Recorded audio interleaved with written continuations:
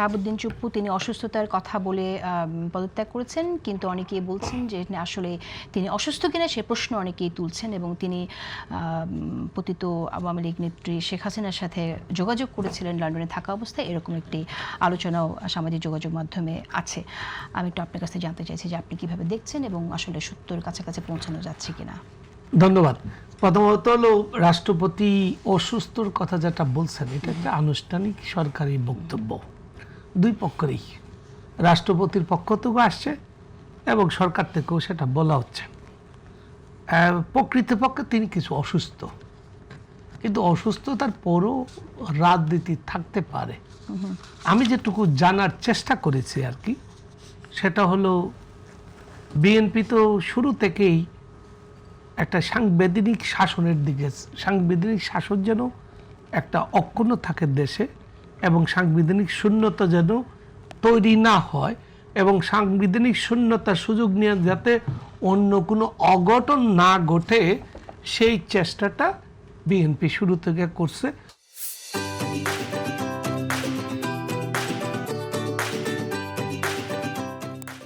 ফলে শাহাবুদ্দিন চুপ্পু ও রাষ্ট্রপতি হিসাবে থেকে গেছেন। একটা শব্দ খেয়াল করেন, আমাদের স্পিকার বলছেন মাফিয়া সরকার কর্তৃক নির্বাচিত। তো তিনি মাফিয়া সরকার কর্তৃক নির্বাচিত একজন ব্যক্তি, কিন্তু তিনি রাষ্ট্রপতি। বিএনপি এই জায়গায় রাষ্ট্রপতির পদ শূন্য হইলে কোন একটা বিপদ হতে পারে, তারা মনে করেছিল যে নির্বাচন একটা হওয়ার দরকার, এবং সাংবিধানিক ধারাবাহিকতা অক্ষুণ্ণ থাকলে নির্বাচন হবে, আর নির্বাচন হইলে আমরা ক্ষমতায় আসব। তারা সাদামাটা এটাই চিন্তা করছে। একটি ছোট প্রশ্ন এখানে, সেটা হচ্ছে যে যেটা আপনি বললেন যে অসুস্থতার ব্যাপারটা একটা ফর্মালিটি, যদি তাই হয় তাহলে নির্বাচন, এবং বিএনপি আপনিও বলছেন যে বিএনপি চেয়েছে নির্বাচনটা হোক তারপর, তাহলে নির্বাচন হওয়ার ইমিডিয়েট পরপর কেন হলো না? আমি বলছি, আমি আপনাকে বলেছি, আগে এইটুকু একটু শেষ করি যে মেজর হাফিজ যিনি বর্তমানে ভারপ্রাপ্ত রাষ্ট্রপতির দায়িত্বে আছেন, তিনি ওই যে আগে বললাম মাফিয়া সরকার, পরে আরেকটা শব্দ বলেছেন তিনি, কিন্তু জনগণের নির্বাচিত সরকার যাতে দায়িত্ব পালন করে এবং সাংবিধানিক শাসন যাতে থাকে, তার সমর্থনে তিনি কাজ করেছেন। তো এটা হলো সরকারি বক্তব্য। আর আপনি যেটা বললেন কেন আগে পদক, আমি যেটুকু জেনেছি আর কি, এটুকু আগে বলিনি। আমি জেনেছি 5ই আগস্ট আমাদের সেই ঐতিহাসিক দিন, যেদিন ছাত্র জনতা গণভবন দখল করেছিল এবং শত শত মানুষের রক্তের বিনিময়ে, এবং শেখ হাসিনা পালিয়ে গিয়েছিল। বিএনপির কাছে সেইটা বিবেচনা ছিল যে 5ই আগস্টের আগে যেন তিনি পদত্যাগ করেন। এর মধ্যে রাষ্ট্রপতি বিদেশ গেলেন, লন্ডনে গেলেন, তার মধ্যে কিছু সাংবিধানিক কিছু কর্মসূচি ছিল, সংসদের অধিবেশন ডাকা, রাষ্ট্রপতির ভাষণ দেওয়া, ইত্যাদি ইত্যাদি মিলিয়ে বিএনপি মনে করেছে, আমার ধারণা, যদিও এটা আনুষ্ঠানিক কোনো বক্তব্য না, আমার সাংবাদিক হিসেবে বলি, আমরা যেটুকু জানার চেষ্টা করেছি, এবং কালকেই আমি, গতকালকে রাতেই আমি একজন সরকারের বড় নীতি নির্ধারকের সঙ্গে কথা বলেছিলাম, যিনি বিএনপির স্থায়ী কমিটিতে আছেন। তিনি আমাকে এই একই কথা নিশ্চিত করেছেন যে 5ই আগস্টের বিষয়টি সরকার বিবেচনায় নিয়েছে। যদিও আমরা আনুষ্ঠানিক বিবৃতিটা পাই, চিঠিতে পাই, রাষ্ট্রপতি সুনির্দিষ্টভাবে অনেক কথা বলেছেন। অসুস্থ হওয়ার জন্য এত কথা বলা লাগে না, কারণ এটা উনি বলতেই পারতেন আমি শারীরিকভাবে অসুস্থ এবং অক্ষম, দায়িত্ব পালন আমার পক্ষে শারীরিকভাবে কম না, কিন্তু তিনি এটাকে যাতে সকলের কাছে বিশ্বাসযোগ্য হয়, তিনি তার যা যা অসুখ ছিল সবই উল্লেখ করে দিয়েছেন। এটা এখন কথাটা হলো, আপনি যে কথাটা এখানে আসছে যে রাষ্ট্রপতি লন্ডনে বসে কোনো ষড়যন্ত্র করেছেন কিনা, এ বিষয়ে সাংবাদিকরা স্বরাষ্ট্রমন্ত্রীকে জিজ্ঞেস করেছিলেন।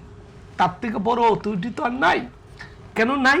তার কাছে সমস্ত গোয়েন্দা সংস্থাগুলোর প্রতিবেদন আসে, এবং রাষ্ট্রপতি যখন বিদেশে যান তার সঙ্গে সমস্ত প্রটোকল থাকে, ওনার সামরিক সচিব থাকেন, এবং ডিজিএফআই, এনএসআই এবং রাষ্ট্রপতি কার্যালয়ের কর্মকর্তা থাকেন, পিজিআর এর লোকজন থাকেন, রাষ্ট্রপতি নিরাপত্তা দলও থাকেন, বিরাট বহর। ফলে রাষ্ট্রপতি যদি ওখানে শারীরিকভাবে কার সঙ্গে দেখা করেন তাহলে এটা সরকার জানার কথা। আর রাষ্ট্রপতি নিজেই বলেছেন মোবাইলে বসা কথা বলার জন্য কি লন্ডন যাইতে হয় নাকি? আজকাল এমন কিছু প্রযুক্তি আছে যে প্রযুক্তি ব্যবহার করে উনি বঙ্গভবন থেকে বসেও কথা বলতে পারেন। এবং আমরা নিজেরাও বলেছি রাষ্ট্রপতির সঙ্গে এবং বিভিন্ন সরকারের বিভিন্ন গুরুত্বপূর্ণ ব্যক্তির সঙ্গেও আমরা ফোনে কথা বলি। হ্যাঁ, বলার পথ আছে, নানান পথ আছে, এই প্রযুক্তির যুগে এগুলো সম্ভব। এবং রাষ্ট্রপতি নিজেও এটা বলেছেন যে কথা বলার জন্য লন্ডনে যাওয়া লাগে না। তো উনি এটা বললেন যদি আমি কথা বলতে চাইতাম তো পারতাম, এটা হলো উনার দাবি। এখন একটা দাবি উঠেছে, এই দাবিটা স্বরাষ্ট্রমন্ত্রী বলেছেন তিনি সত্যতা পাননি, কিন্তু এই দাবিটা খতিয়ে দেখা দরকার রাষ্ট্রের নিরাপত্তা এবং সংগতির স্বার্থে। এটা বাংলাদেশ সরকার দেখবেন এটা এরকম কিছু হয়েছে কিনা। কিন্তু উনিও এটাকে পরিষ্কার করেছেন যে আমার কোনো প্রয়োজন নাই এবং আমার যা যা দায়িত্ব পালন করার আমি সেটা করে দিয়ে গেছি।